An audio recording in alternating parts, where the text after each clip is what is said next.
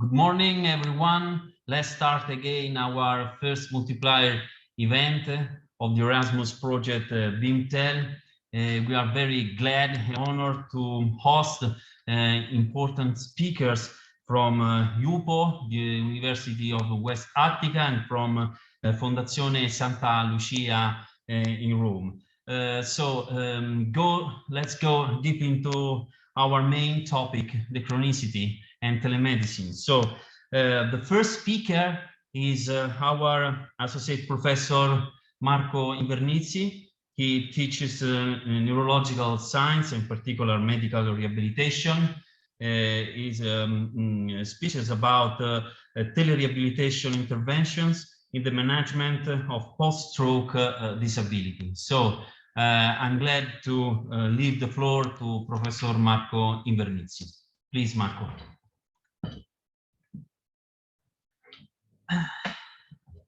Good morning, and thank you very much for this kind presentation.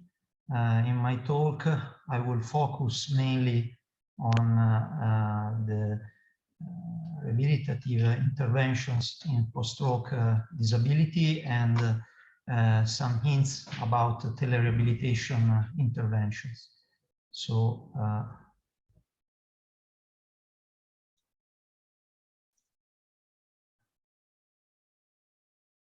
let's start with my presentation.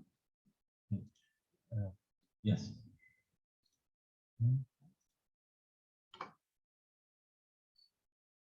You know, technological issues are somehow limiting. Okay, so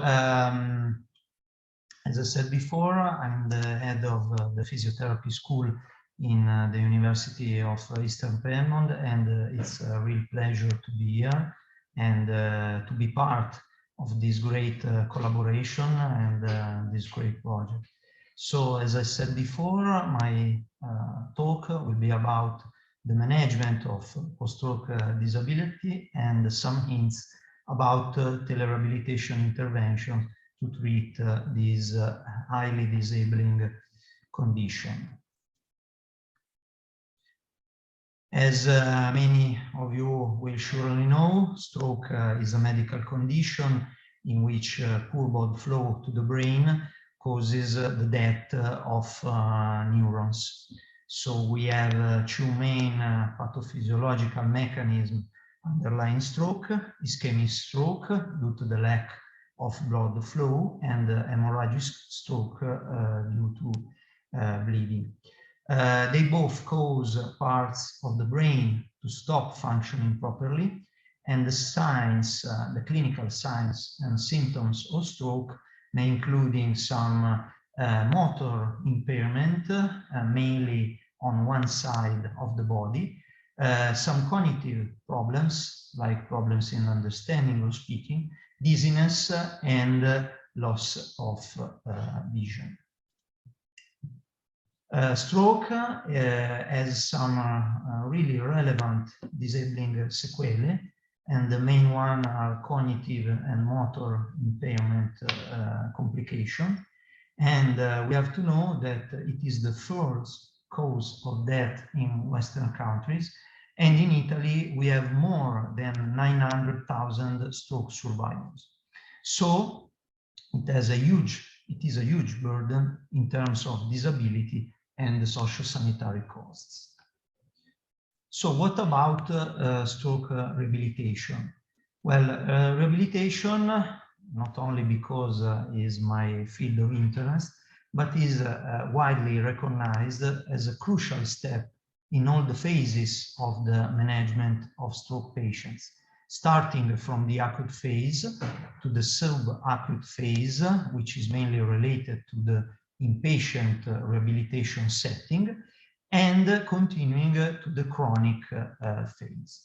It consists on several multidisciplinary interventions, which are mainly related to the motor and cognitive recovery of these patients. We have also several other interventions like speech treatment, nutritional intervention, etc.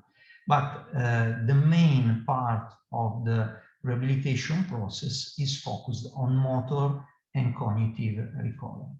And one of the key characteristics of this process is that it continues after the discharge of the patient from the hospital, and it continues for all the pathological history of the patient. So during all the residual time of his life, and it has a huge impact in reducing disability and improving the functioning and health-related quality of life in these patients. So we all know that during the COVID pandemic, health services have had to adapt and prioritize safe delivery of care, limiting outpatient care. And in this concept, also the rehabilitation field had to adapt and create innovative methods to provide rehabilitation and physical therapy to outpatients. And in this scenario, we have several papers addressing the main papers in literature and the effectiveness of this intervention in providing rehabilitation in different fields of rehabilitation and the rehabilitation setting. So here we have an overview about the impact of telerehabilitation interventions. For example, we know from the evidence that telerehabilitation in musculoskeletal condition is effective, even better in some conditions than conventional methods. In the cardiac rehabilitation settings, it can contribute to increase the hours of exercise per week in these patients, and it can give also a sort of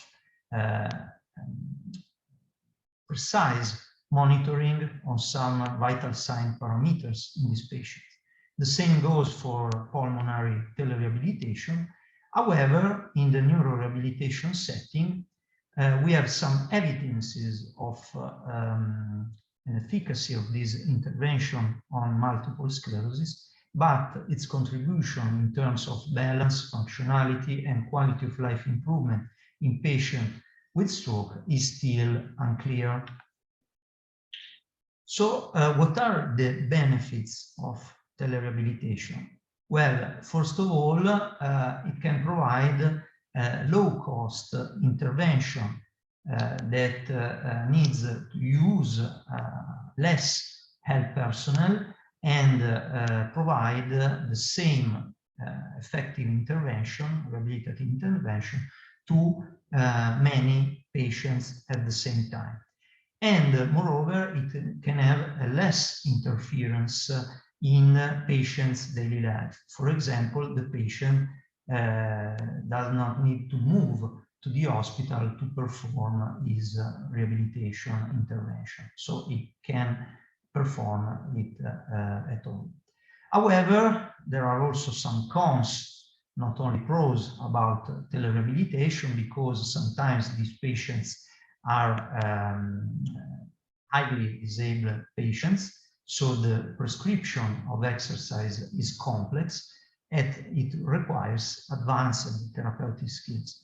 And moreover, the health professionals are somehow not prone to shift from their usual clinical practice to new telerehabilitative intervention, and this will need a sort of paradigm shift in the health profession. And in this context, the educational aspects related to all these intervention is crucial. So I will now describe some telerehabilitative interventions that can be applied to post-stroke patients, and more in detail I will show you some preliminary results of a large project that involves the Physical and Rehabilitation Medicine of the University of Eastern Piedmont, the University of Turin, and several other partners and stakeholders all over the country. It is a project funded by the Piedmont region, and it is mainly focused on developing a platform to treat through telerehabilitation patients affected by chronic neurological diseases at home. So I will show you just a little part of this project, the one which is covered by the work of my unit and Physical and Rehabilitation Medicine of the University of Eastern Piedmont. It consists on the use of body tracking acquisition systems to evaluate the effectiveness in measure the upper limb and gait motor impairment in stroke patients, and then to evaluate the effectiveness on functional outcome of specific design rehabilitative exergames in stroke patients. This is the simple body tracking acquisition system, which has been previously evaluated in several papers. And it is just a camera that can be found in commerce, linked to a laptop, and it can derive the position of the body with a crucial sensibility. And with this tool, we can monitor how the patient moves his upper limb in the space and have some relevant clinical information. For example, this is an acquisition of several tasks related to the hand movements to quantify the upper limb function in post-stroke patients. As you can see here, with this specific glove and the acquisition camera, we can monitor some clinical tasks which are part of a widely used scale to assess functioning and disability in post-stroke patients, which is the Mazupes and task. So with this simple acquisition, we can derive all the tasks of this clinical scale, which is normally performed by a physical therapist during the rehabilitation process. And then we can have also, as you can see here, some precise details about the movement of each hand. Moreover, we can also track the movement of the hand and of the upper limb in more complex tasks, like, for example, forward and backward movement of the arm at upper level or lower level. Regarding gait, using the same acquisition system, we can derive some intriguing features about the gait of these patients. For example, we can have precise data about the step width, the mean velocity, the step length, the stand duration, and the double support duration. But the most intriguing data that we can derive is the difference between the left side and the right side. And this has crucial implications, also clinical implications, because, as you know, stroke patients are mainly hemiplegic patients. So they have an impaired side and a normal side. So we can have also these crucial informations about the right and the left side. And the last slide of this preliminary data of the RION project is related to the virtual reality platform, which consists of a series of exergames. In this case, the patient is in a gym. And so the exergame consists in moving a weight, performing some sort of different tasks, And so the patient is more motivated to perform these tasks. And as you can see in the lower part of the slide, we can have a precise monitoring of all the movement that the patient perform in the space with his upper limb. So we have different information. So if he is able to perform this task, this exercise, and also how he performs, and also how much time does it take to the patient to perform this kind of movement. And this can have relevant implications considering that the rehabilitation process usually lasts for several weeks. So we can also monitor the improvement, or if we have some problems in the rehabilitation process with our stroke patients. So in conclusion, as I said before, stroke is a huge burden in terms of disability and socio-sanitary costs. Rehabilitation is a crucial intervention during all the phases of the disease, and telerehabilitation intervention could be a sustainable intervention because they could treat remote patients far away from sanitary centers and hospital. It could help in monitoring, performing telemonitoring and telemedicine intervention. It could reduce the costs by a more efficient allocation of resources, mainly health professionals involved in the rehabilitation process.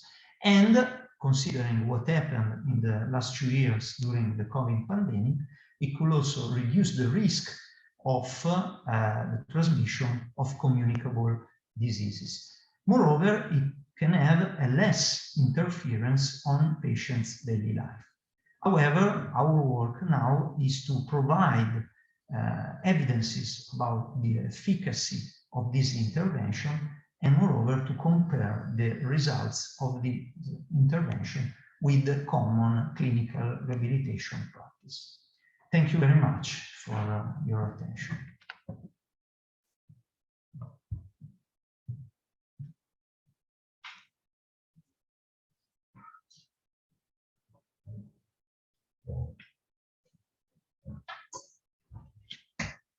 Many thanks, Professor Invernizzi.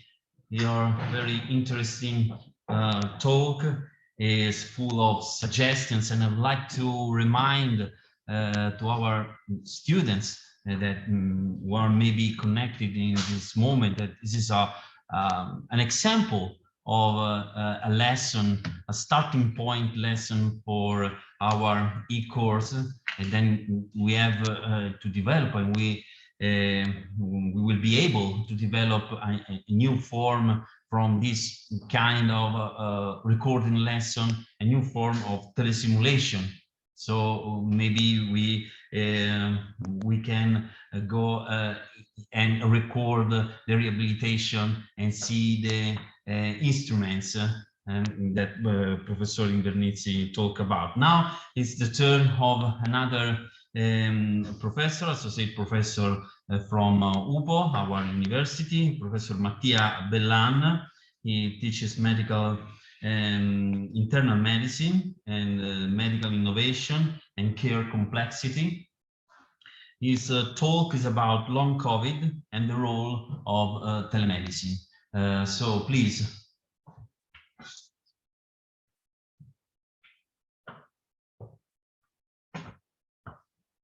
So thank you very much, Emiliano, and thank to the organizer for inviting me.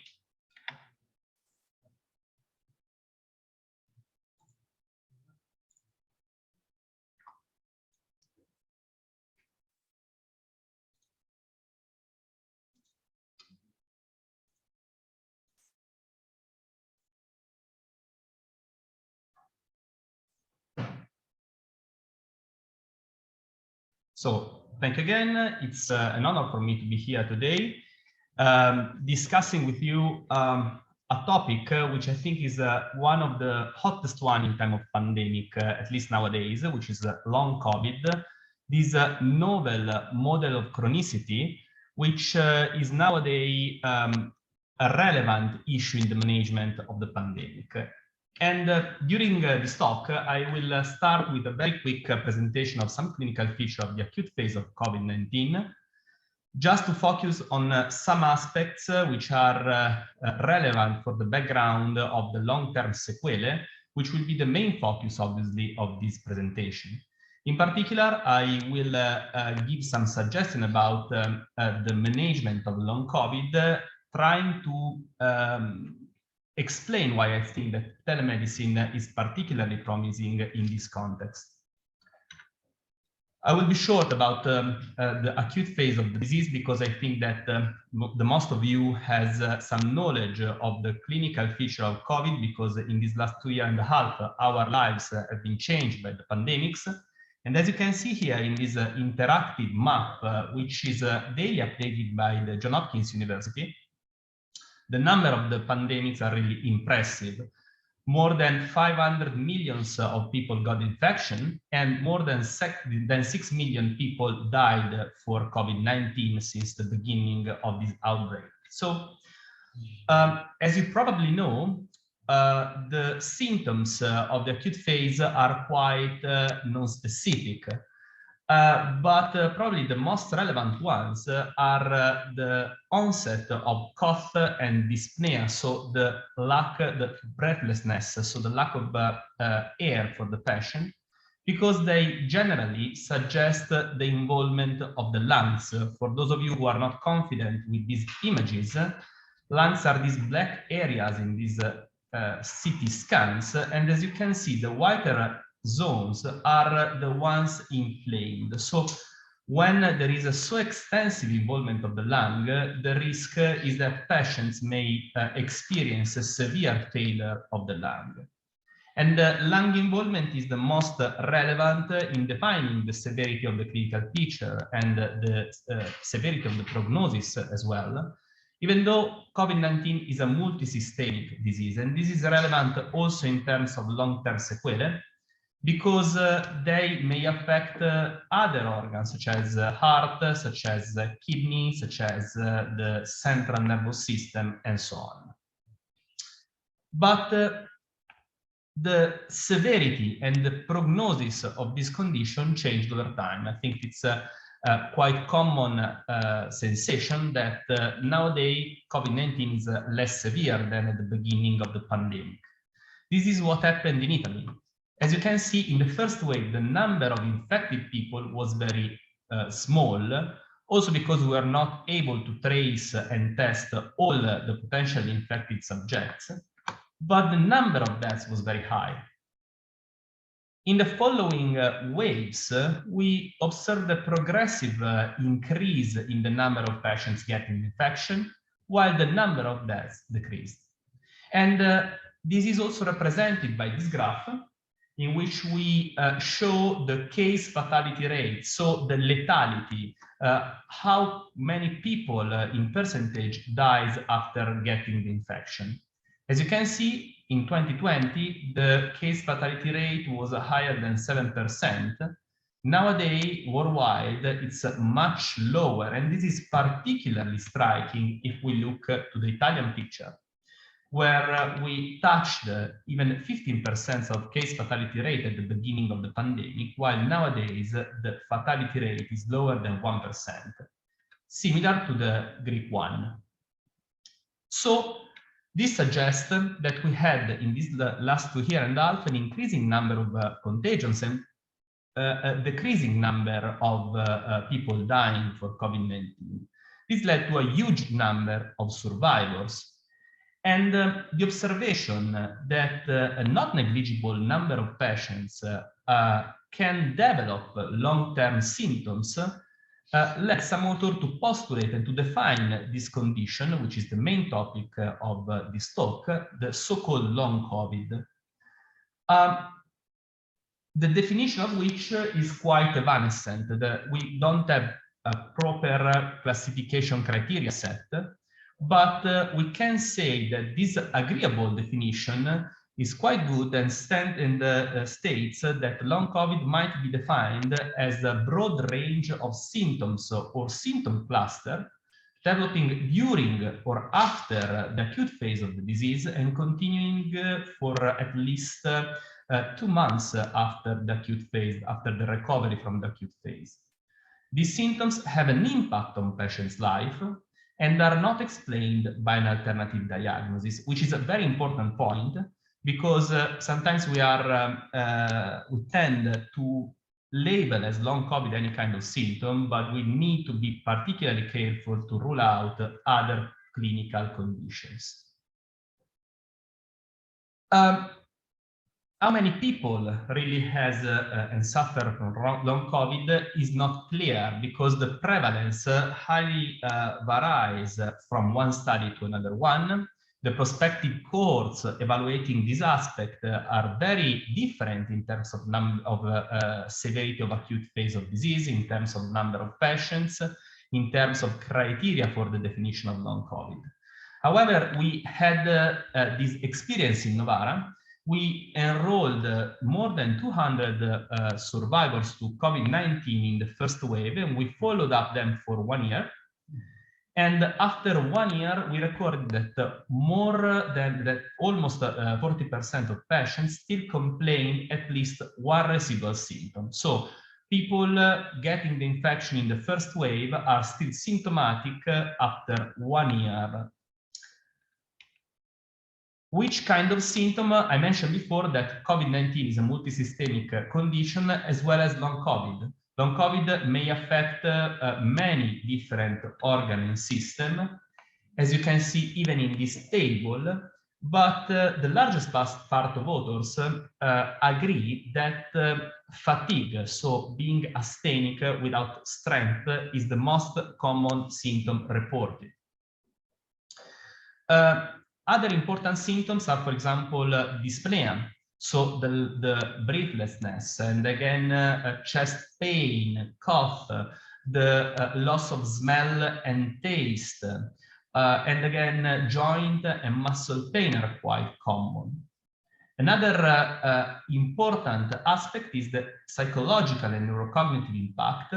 You know that sometimes we can hear about the so-called foggy mind, brain fog.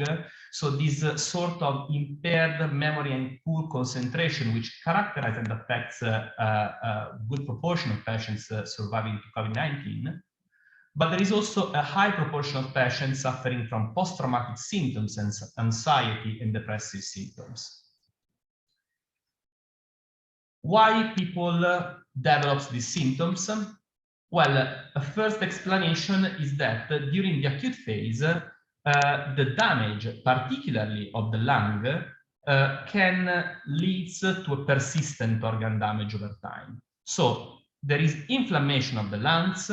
You know that there is a historical concept of a clotting formation in the lung of people getting COVID, and the damage leads to fibrosis, which is a reparative process, which can lead to a structural damage of the lung. And in our study, we demonstrated that fibrotic changes can be detected even 1 year after the acute phase of the disease in many patients with a severe acute COVID-19. And that dyspnea, so the breathlessness, is associated to these radiological sequelae, to this damage, which is associated as well to a reduction in the function of the lung measured with a specific test. So some people can experience symptoms because their organ has been damaged during the acute phase of the disease.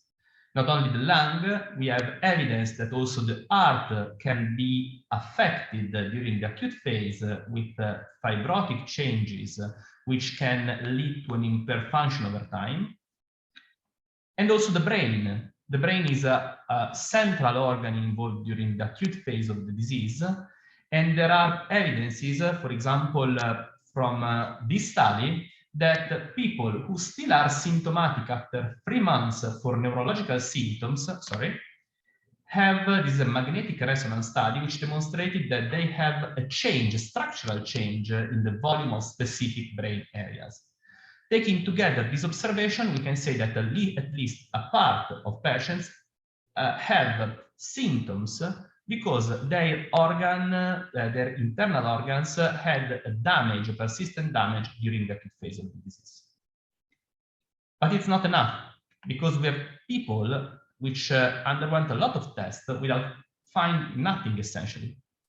So another theory is that the psychological impact is important. And in our cohort, we evaluated specifically this aspect, finding that at least a quarter of patients still has post-traumatic symptoms 1 year after the acute phase. And 17% has anxiety symptoms, while 20% has depressive symptoms. So it is possible that mind plays a role in developing these persistent somatic symptoms. Another potential explanation is that the virus can lead to a chronic inflammatory disease, particularly in the brain. There is a specific condition which is called chronic fatigue syndrome, which has been described in these last decades, which has been associated to other viral infection. And for example, for those of you who experienced infectious mononucleosis, sometimes there is a long-lasting recovery. And so this asthenic feeling which persists over months after the acute disease. According to some authors, the virus itself may induce this neuroinflammatory disorder leading to fatigue. And I would suggest to add also the conditioning, the lack of training, particularly in the first, second waves, our possibility to access to gyms, swimming pools, to make our daily physical activity was completely lost. And if it was impacting for young people, for middle-aged and elderly people, this had probably a really relevant impact. How can we manage this kind of condition, and which is the potential role for telemedicine? Well, I think, and this is suggested by the current guidelines, that at least one in-person evaluation is required, because we need to, first of all, select those patients who really has persistent symptoms. And it is really important to evaluate whether these symptoms might be related to another clinical condition mimicking long COVID, or in case of real long COVID, whether there is a residual organ damage which may take advantage from a specific referral to a specialist or from a specific rehabilitative program. So this is what we do usually when we evaluate patients after the acute phase of the disease. We generally also perform screening testing of their physical performance and a screening test of their mind or their psychiatric sequelae. In case of no symptoms or signs, there is no need for further follow-up. In case of persistent symptoms or signs, we usually ask for further tests, which are intended to disclose, as I told you before, an organ damage or to rule out other potential conditions. But when we have ruled out these two contexts, and when we found that specific subset of patients in which symptoms persist without an organic cause, an organic evident cause, we can really give a large space to telemedicine for the follow-up and monitoring of patients and to support in a web-based program their rehabilitative process. There are some packages which are available online, for example, this package of the NHS, in which there are suggestions to improve symptoms, because actually the largest part of intervention in the management of long COVID are rehabilitative and are behavioral. For example, we can train patients with breathing exercise or with suggestion to improve their cough. such as staying well hydrated, sipping soft drink, using steam inhalation, or giving them some suggestion to help to clear up their lungs in case of sputum production, in case of productive cough. For the management of fatigue, the behavioral approach is particularly important, and the currently suggested approach is based on the 4 Ps program. So the suggestion is to plan their daily routine, their daily activity, identifying the most essential one, and giving a time in the day. So planning and pacing, maintaining an energy level, a stable energy level, to avoid unnecessary expenditure of strength. It is particularly important to suggest the patient to prioritize their activity. So decide what to do during the day and leave some time for something giving them pleasure. And finally, it is important, and this can be particularly assisted by telemedicine, to improve the home setting, to change the home setting to reduce the need for strength, the need for energy to do the everyday activity. Other counseling which may be given and which can improve long COVID are related to sleep hygiene, to diet, to relaxation techniques, and finally counseling about physical activity, which is particularly important because sometimes people is particularly worried and scared of making any kind of exercise because they feel without breath, and it's normal actually under certain point of view. People should be counseled and advised to perform physical activity according to their feelings. This kind of approach has been tested in some studies, which gave good results. As you can see, this is a study recently published with the same advices that I mentioned before, and which demonstrated along an 8 weeks training that the participant attended very well the course, and they have a significant improvement in their overall health from the beginning to the end of the course. So these telemedicine approaches seem to be particularly promising in this context, and the current literature is growing up hugely to evaluate the real effectiveness of these programs. So I would like to thank you very much, and my hope is that we can really find the light at the end of this fog that the pandemic represented to our lives. Thank you.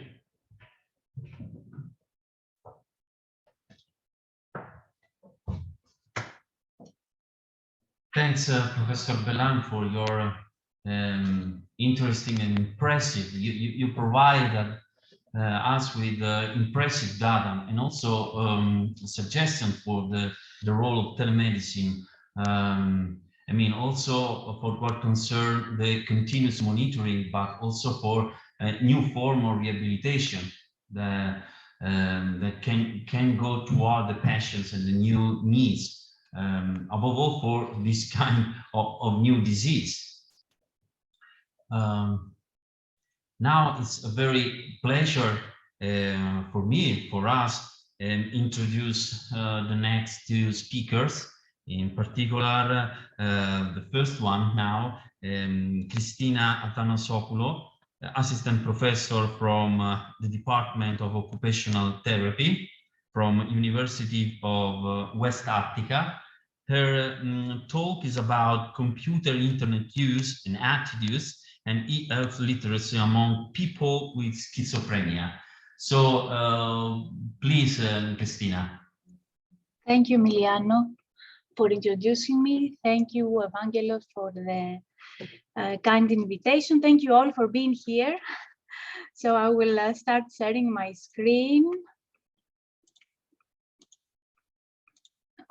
Okay, please let me know if you can see it. Is it okay? Okay, good, good. Okay. We don't see the full screen slides of the program PowerPoint. Okay, good. I think now that you see the cover page, okay? No, it's blue screen. Okay. Blue screen with pattern lines. Okay. What about now? What can you see now? We can see now. Okay, maybe I will keep it not in full screen. Maybe this is better. Yes. Okay, I see. Yes, yes. Good. Okay, okay. So, as Emiliano mentioned, I'm going to talk about computer use and attitudes and e-health literacy among people with schizophrenia. And the reason that I was interested in this topic is because while I was a clinical occupational therapist, I noticed that my clients and their families were searching the internet. This was more than 10 years ago. So I started to think what the clients are reading online about health information. So this is how this all started. And this study was made in the University of Turku in Finland and in the University of Heraklion in Crete. So these are from Finland and this is from Crete.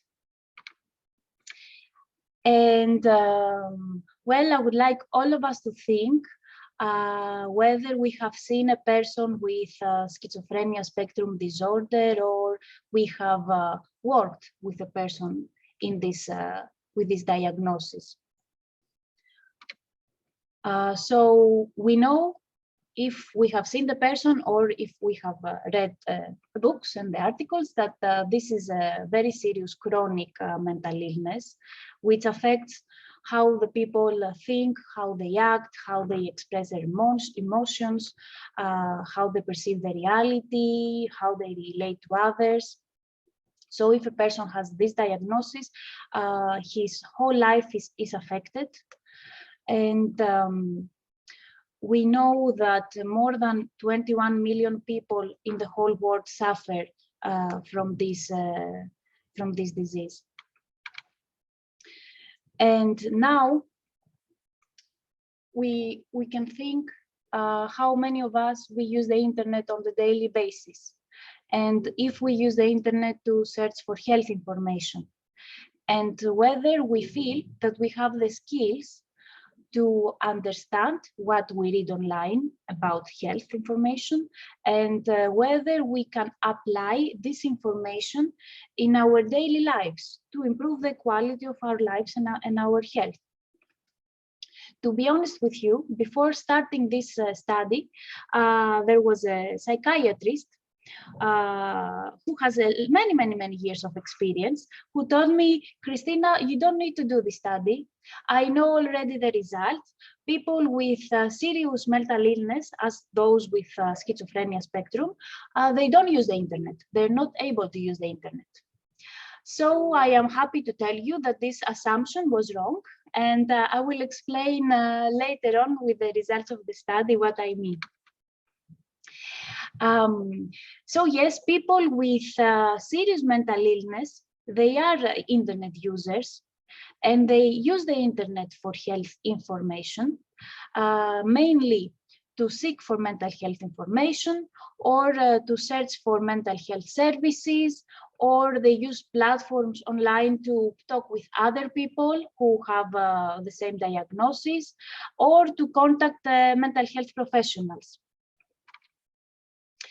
And specifically, when they reach out to others with similar health experiences, they want to exchange information, they want to feel supported, they want to maintain the relationships with others, they want to know others' experiences with health services. They feel better if they know the story of the other person and they can relate. And also it helps them to visualize their disease.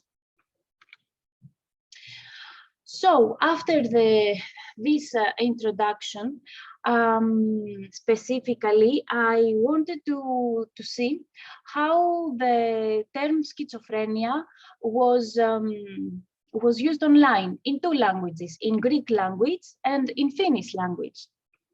A lot of times the word schizophrenia or mental illness or psychosis is used in a wrong way and not in a medical way, and very often with a negative connotation and with sarcasm. And there was a systematic review in Greece that showed that mental illness stigma is identified in high proportions in these online materials. So I'm not going to talk a lot about what has been done before, because this slide was made to draw our attention that this topic has been studied for several decades. But now I can see the last years there are more, actions which are trying to limit this problem of online health information with low quality, and then this has the result for people with mental illness to read this information and be stigmatized and disempowered to seek for health. And many of us now, we are thinking, what's the connection between e-health and telerehabilitation? Actually, if someone is disempowered by what he reads online, do you think that this person would be motivated to use new technologies to follow up with the rehabilitation, with the telerehabilitation? So this is a question. So in my perspective, this is the basis for telerehabilitation, to evaluate what is going on online and ask these people. So in these countries that I was interested, most of the people in Finland, they use the internet every day. About half or more than half now, they use the internet. It's very few in Finland that they have never used the internet, and the percentage is a bit lower in the Greek population. And also more than half, they use the internet for health-related information. And in Greece, the half of this percentage. And a good starting point, if we want to know what is going on online, is to know which are the top websites globally. So as of April 2022, the top websites are Google, YouTube, Facebook, and then Twitter and Instagram. So a good start is for someone to think, okay, I am interested in this chronic condition, schizophrenia or something else. We can search what is going on in these top websites about this diagnosis. So we know that people go on Google and they spend on average 11 minutes, and on YouTube 21 minutes. So a lot of time. And to the point of this presentation, what our users with a chronic condition, in this case schizophrenia, they find online when they search for this condition. What is the quality of this information? What these people with schizophrenia think about the internet use, and what the attitudes they have, and what is their e-health literacy. So e-health literacy is what I think about my skills in finding, understanding, and applying this information that I read online. And why I think this topic is important, because there are almost 8 billion internet users. So we can imagine the plethora of online information that they are daily created from content users, and people are creating content also about schizophrenia and all the other diagnoses. And because this is important, because schizophrenia is a chronic condition and it's long term, and people for all of their lives they're going to search information online about their diagnosis. So we need to monitor what already exists and improve it. And also, when we talk about telerehabilitation, we need to know what is the ICT level and experiences of these people. So what we did, we searched Google and YouTube with specific keywords. As I told you, schizophrenia, psychosis, mental illness. And then we asked people with schizophrenia spectrum disorders in Greece and in Finland to tell us about their internet use, their experiences, and their perceived e-health literacy.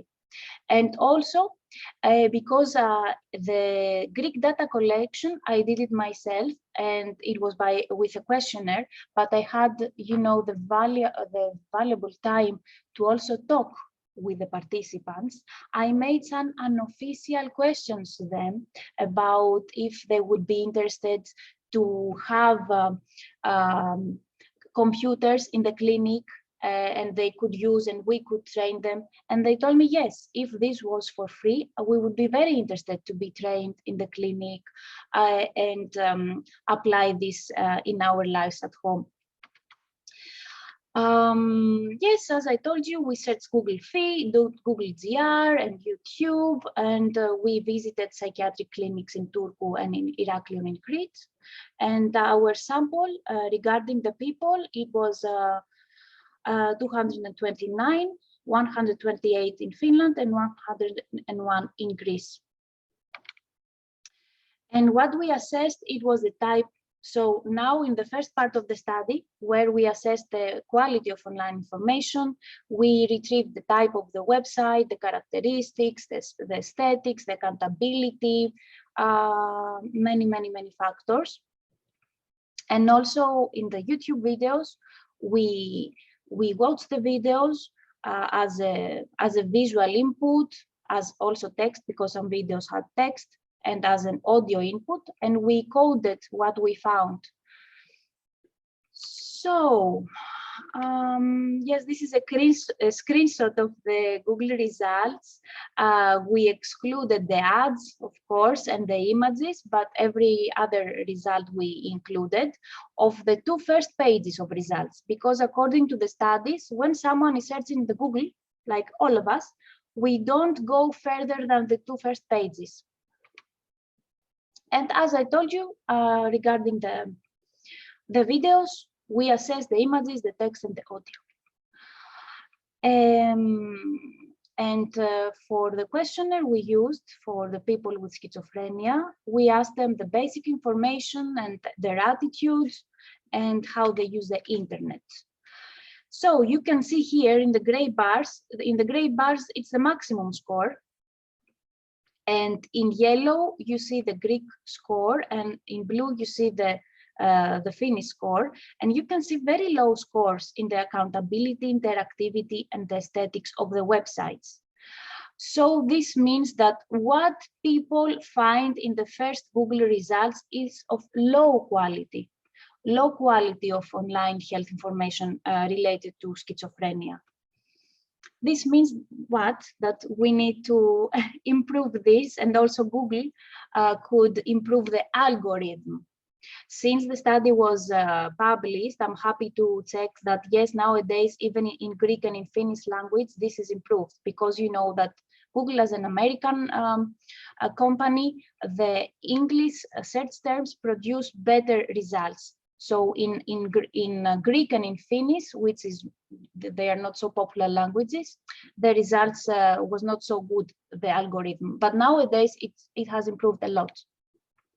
And about YouTube, we found a lot of negative implications towards schizophrenia, both in Finnish and Greek videos. This was very sad to discover.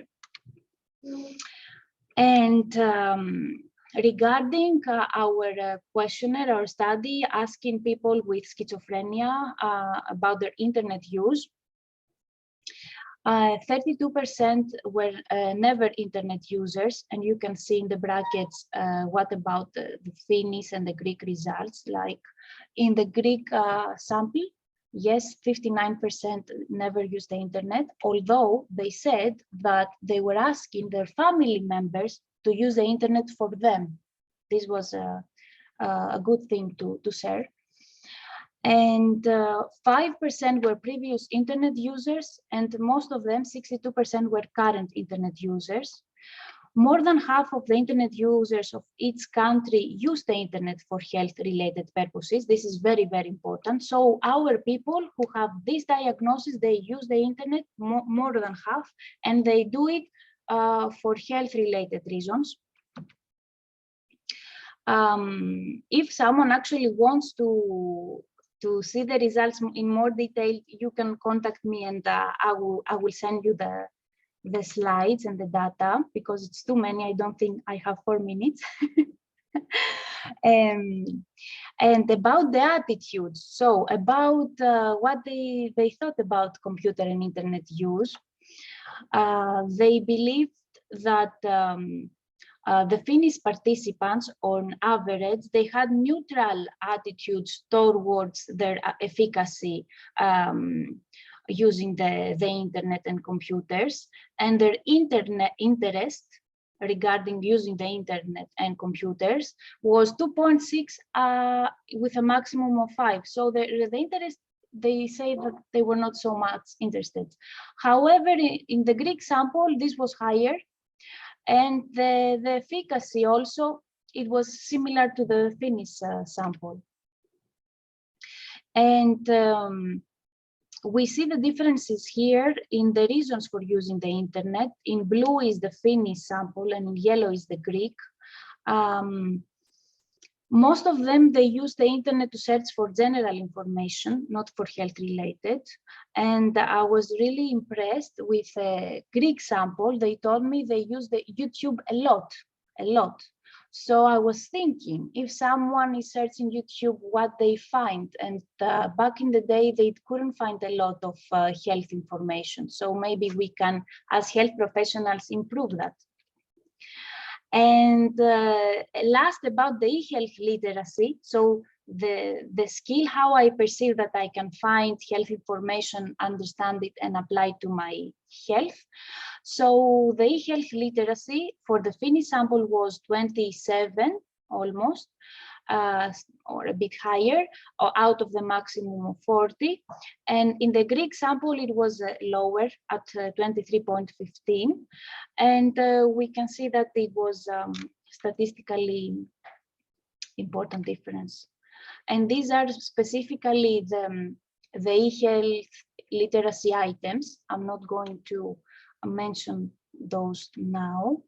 So as a conclusion, we are, as health professionals who work with chronic conditions, we can have in mind that our clients, our service users, they use the internet, and their families also, and they search for health information, and we can help them to guide them how to judge which information is good and reliable and which information is not good. And also we need to educate ourselves about the criteria that there are, that we can help them judge the reliability and validity of this information. And of course, all of us as internet users and probably potential content creators, we can create reliable information online and also on social media, upload it, so our service users would have reliable information to find.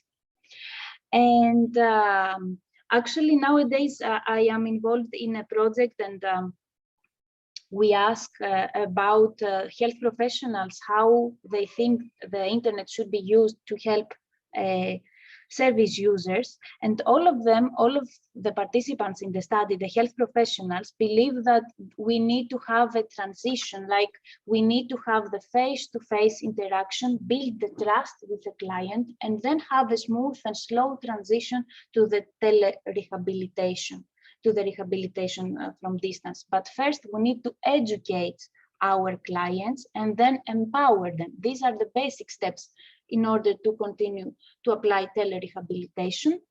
And yes, so as a last slide, yes, we are health professionals. We are not, maybe not all the time so technology oriented, but it's good if we follow the changes on the internet and we get updated. It's good if we educate our clients about technology and their e-health literacy. And of course, we can be in touch with app developers and webmasters in improving the online information. And last, yes, as I mentioned before, telerehabilitation is a complement therapy, and we focus on the face-to-face rehabilitation to build trust and educate about the online tools, and then move to the telerehabilitation. So all of that, it was thanks to my supervisor, Marita Valimaki from Turku, and Professor Christos Vionis from Crete. And thank you for your attention. Many thanks, Christina, for your very interesting talk and for this comparison between Finland and Greek audience. I think that you touch a critical point for telemedicine.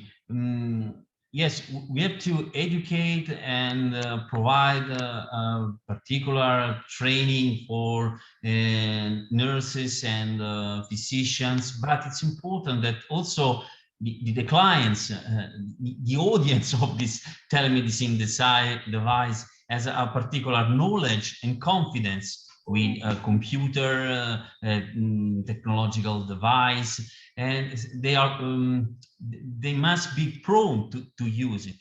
If the clients schizophrenia or other kinds of patients refuse this kind of approach, it's very difficult for us to do monitoring, for example, just monitoring and not telerehabilitation. So it's very important. I think that the key term is empowerment. So many thanks for this kind of approach.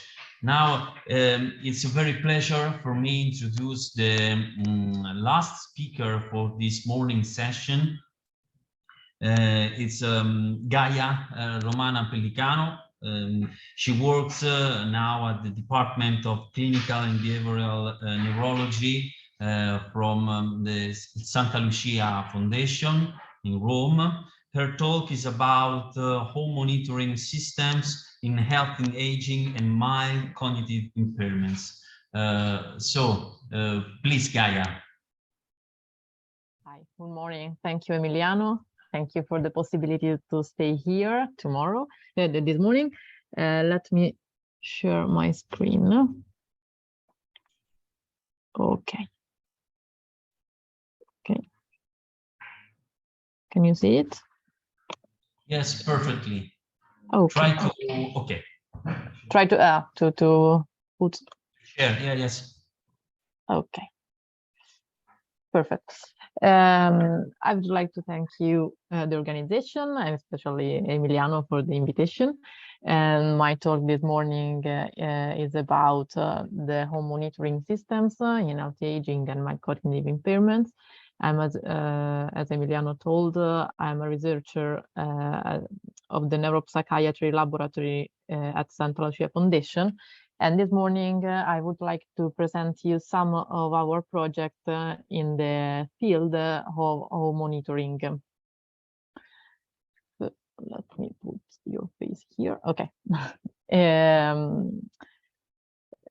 Preventing cognitive decline and promoting well-being is becoming an emergency since the age of healthy people is increasing. So brain health has become an important focus for attention and an important public health challenge that relates to the prevention of cognitive decline and dementia. This is an article, is a recent article that showed how the cognitive health is a multidimensional construct in which several factors contribute to the development. Of course, be physically active could be a protective factor of cognitive health, such as reduce and manage cardiovascular risk factor, regular visit to the, regular visit to the health practitioner, but also cognitive health is impacted by being socially and intellectually engaged, and to have a quality sleep routine and daily routine. In such regard, the Lancet Commission on Dementia Prevention identifies some of potentially modifiable protective factors to the development of dementia. So preventive actions require both public health programs and individually tailored interventions. In addition to population strategies, policy should address high-risk groups to increase social, cognitive, and physical activity and vascular health. As you can see from this graph that is from Lancet, some of our habits could be protective factors of the dementia developing. So while age is the strongest known risk factor for cognitive decline, dementia is not a natural or inevitable consequence of aging. The World Health Organization established a global action plan on the public health aim to the reduction of the risk factors for the dementia and cognitive decline. For our interest, I would focus on such action areas, so physical activity interventions, cognitive interventions, and social activity. As you can see here, physical activity should be recommended to adults with normal cognition to reduce the risk of cognitive decline, and there are moderate evidences about that. The same is applied for cognitive intervention and social activity. This morning, as I said before, I would like to introduce yourself to some of our projects. We as a group research work in a lot of European programs, such as Horizon 2020, but also AAL program. These are some of our projects. And I think that all of you know Horizon 2020 program. I will focus on AAL program, that is an European program funding innovation that aim to keep especially elderly people, but us, connected, healthy, active, and happy in our old age. The AAL program supports the development of products and services for people those facing some of the challenges of aging, and also for the caregiver. The mission of this kind of program is to create a network between the local stakeholders and so national institutions and international institutions. So AAL program are a network of different international institutions that co-work with local realities. Okay, the first project that I will present you today is the Positive project. That is a project that aims to create a real social network for elderly people. This project aims to manage with loneliness of the seniors caused not by social isolation, resulting, I don't know, from immobility, for example, but by a lack of a meaningful purpose in life, or disconnection and boredom, even when active around people. The project acts as a holistic enable and tool assisting in everyday activities and facilitation in order to enhance the mental challenge through a platform. This project has two phases. The platform of this project has two phases. One is about the event facilitation. So this part help the elderly with physical events, part with the local events tailored to the senior. So the event could be created by the platform, by tertiary end user, such as a senior club, commercial partners, or by the seniors themselves. The activity proposed ranging from educational topics through trips, charity projects, and all the local realities of the elderly. The other part of the platform is about some content co-created by seniors, consisting mainly in 6 parts, named the corners. So the state corner, in which the senior could identify her or his mood, track the medicine intake, the doctor's visit, and so on. The development corner, in which the senior could find e-learning courses, professional topics, something that could help the elder to maintain active his mind. The practical knowledge corner, so step-to-step instruction on liners. The entertainment corner, of course, so online games, video, and so on. But also sharing corner, in which the elder has the possibility to contact young people and create content with young people. This is another project in which we are involved.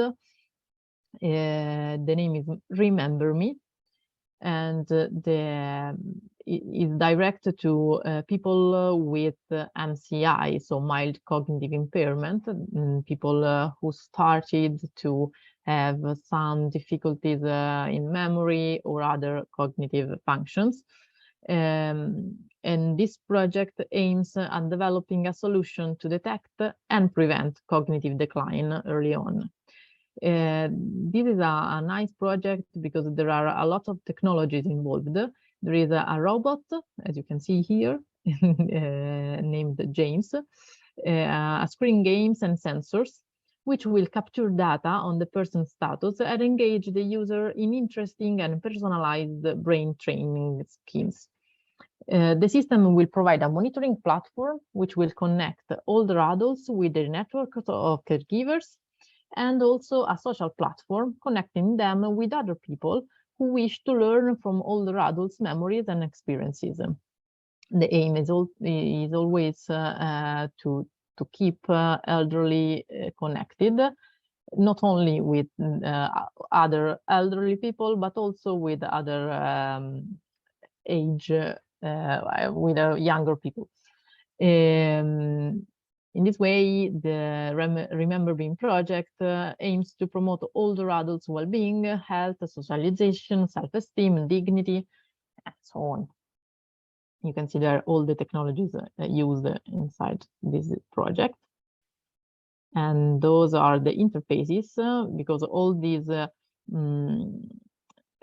all are involved in the system of elderly, so the patients themselves, but also caregiver and also healthcare professionals. CleverGap project instead is less invasive of the other 2 projects that I show you, and probably is it seems more passive because it's a home monitoring system. The hardware solution is a smart meter installed centrally in the electrical distribution box. That's because it's a non-stigmatizing and not intrusive detection of the activity status of the senior. There is a continuous monitoring of appliance usage and activities of the residents, only using the information about the electric energy consumption from this smart meter. In this way, we are able to detect some abnormal situation because the system create a normal usage pattern of the electrical consumption. And after a first period of training of the system, when there are some deviation from the normal usage pattern, the system is able to detect this deviation and inform both the patients, the elderly, and the caregiver. We are trying to use this system also to mild cognitive impaired population to identify eventual problem with memory or signs of cognitive decline, but is ongoing in this project. So the idea is to transform electricity data in activity data and detect any alteration in this daily activity.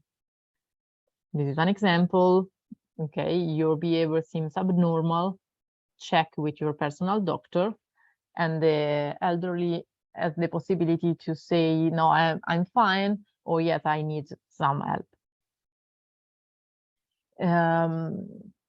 This is another project, Petal, similar, because it's something like a domotica project. The project Petal aimed at developing a platform for personalizing remote assistance of older adults with mild cognitive impairments, with particular attention to the support of lighting system in order to provide orientation of time and space.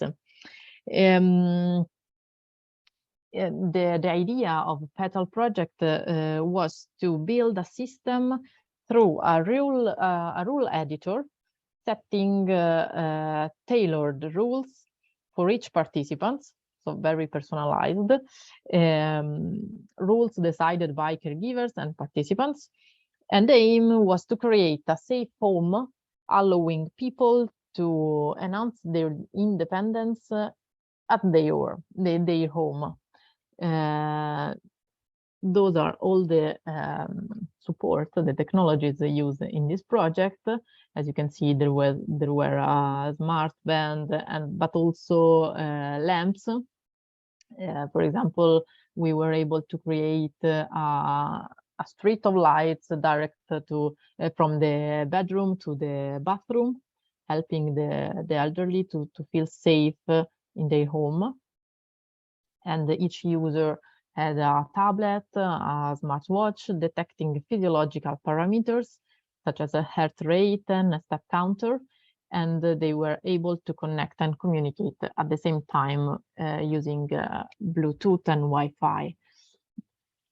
Also, the caregiver and older adults can set the functionalities of the technological support to control lights and all the other digital device when relevant events occur. Therefore, personalized control of lights and other digital appliances, personalized warning messages issued in risky situations, and persuasive messages to stimulate the elderly in healthier habits can be set. Okay, that were the aims of Petal.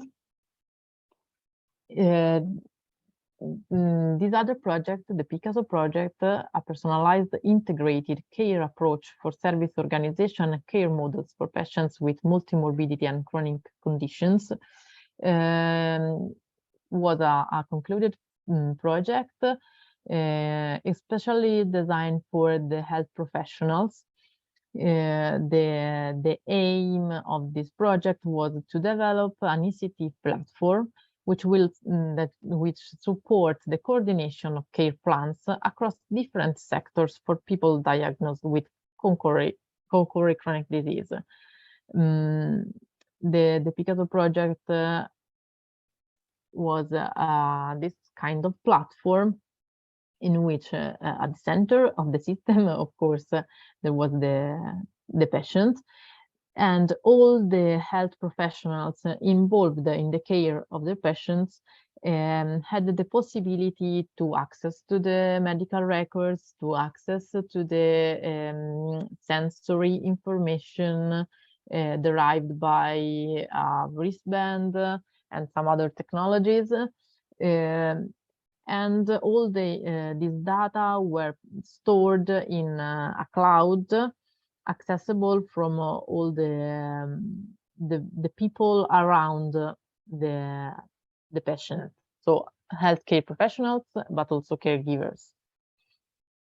The Picasso project help us to managing multimorbidities in case of those patients with several chronic disease, help to coordinate care and treatment, since all the professionals could have information about the other prescription, for example, the prescription by other medical.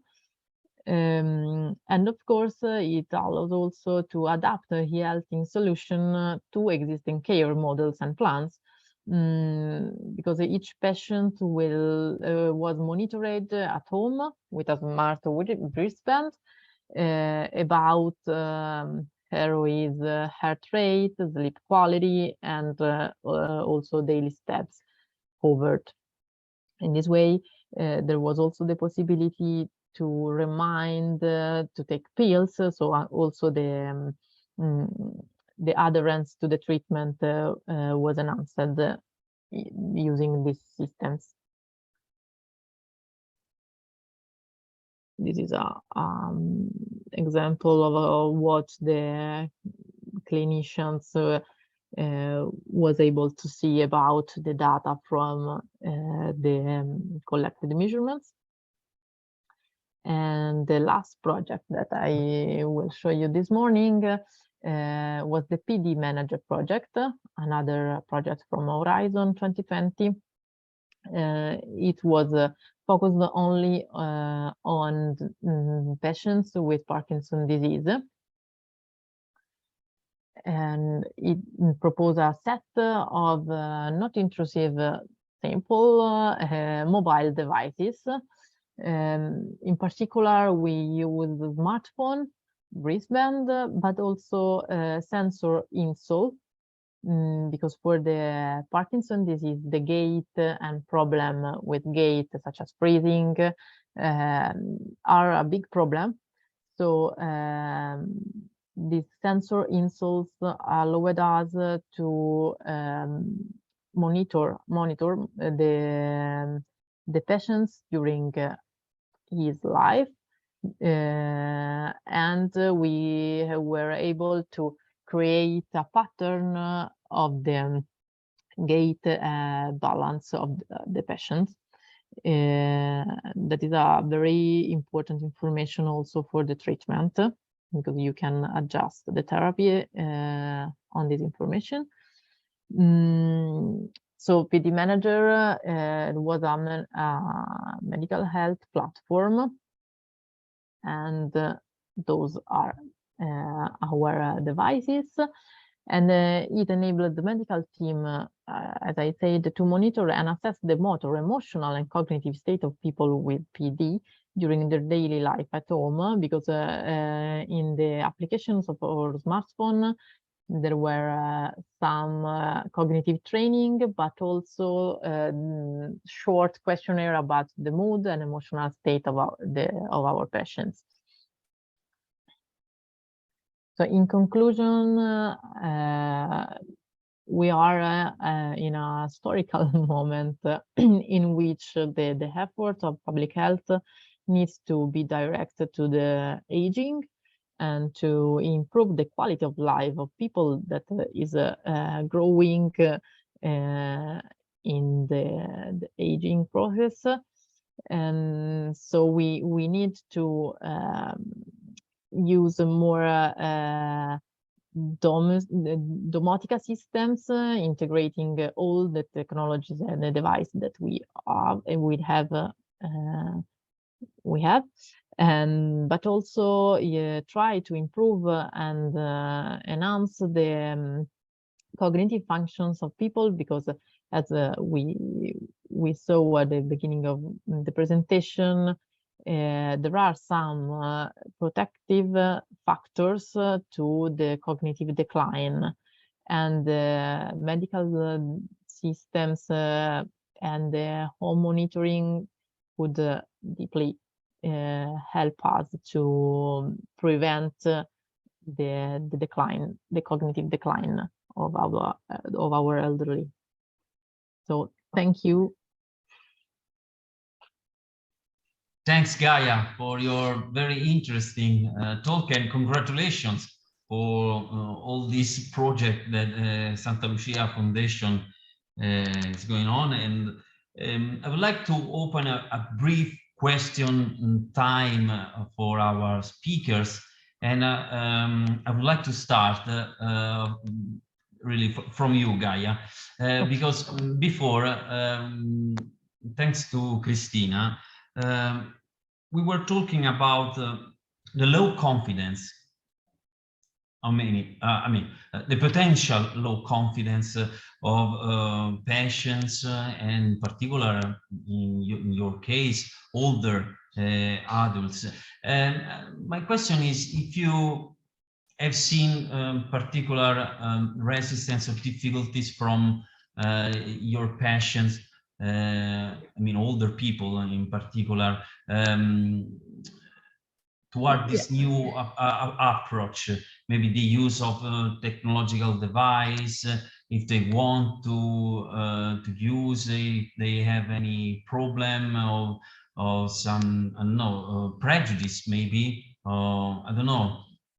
Okay, thank you for the question, Emiliano.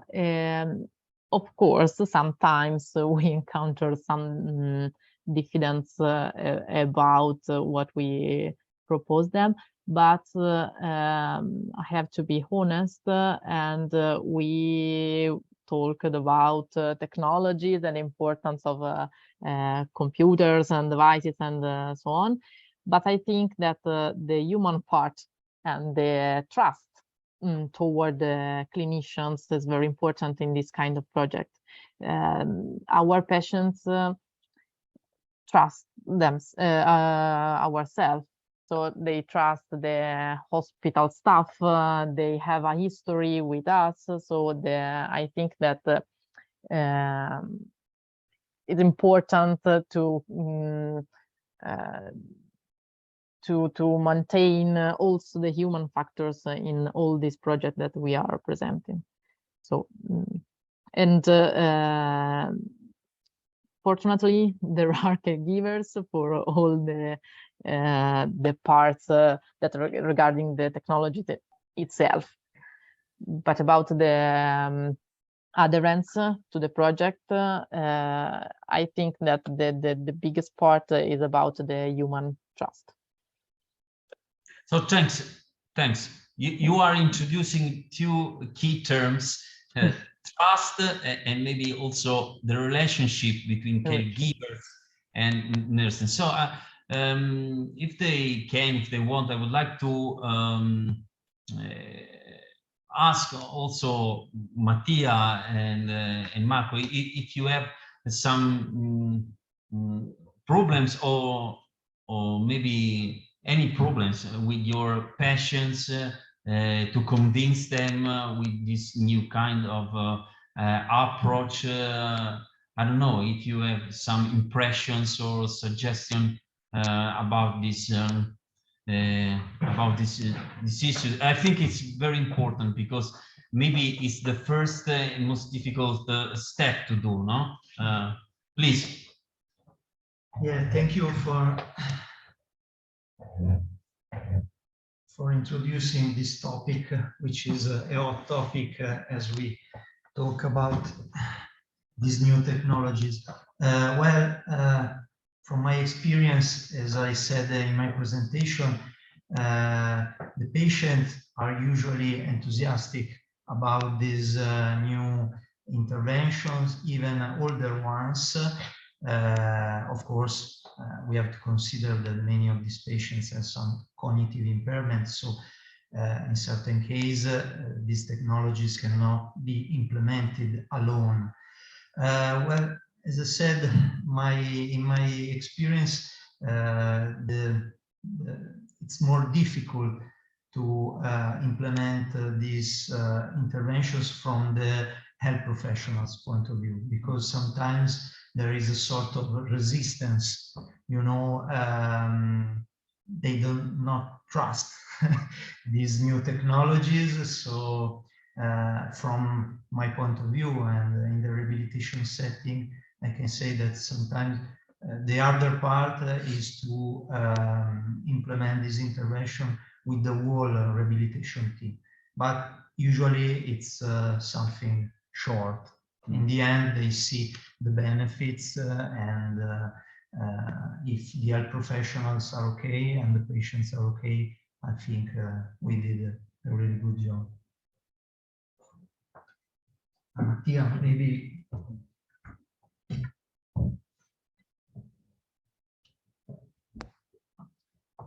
Thank you. Well, I think that obviously this is an issue which is particularly relevant, but I'm pretty confident that this issue over time will become less relevant, because I think that we need to promote this kind of change. We need to adapt our clinical practice to these new activities. And I also think that the elderly of tomorrow are the middle-aged people of today. And so this generation are much more confident with technologies than the older ones. So I think that this issue, which is critical nowadays, will be overcome in the next future. So I'm pretty confident that these limits are not real limits.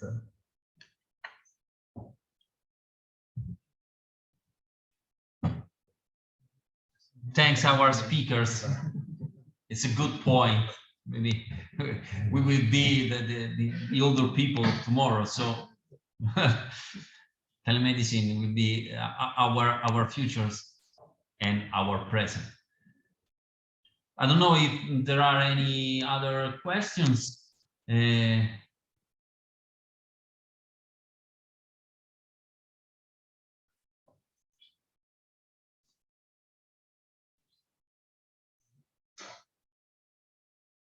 So thanks. We can do the lunch break and start the multiplier event in the afternoon at 2 o'clock, but at 3 o'clock for the Greek participants.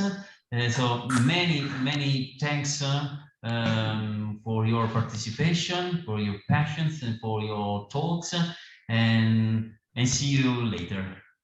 Thanks. Thank you.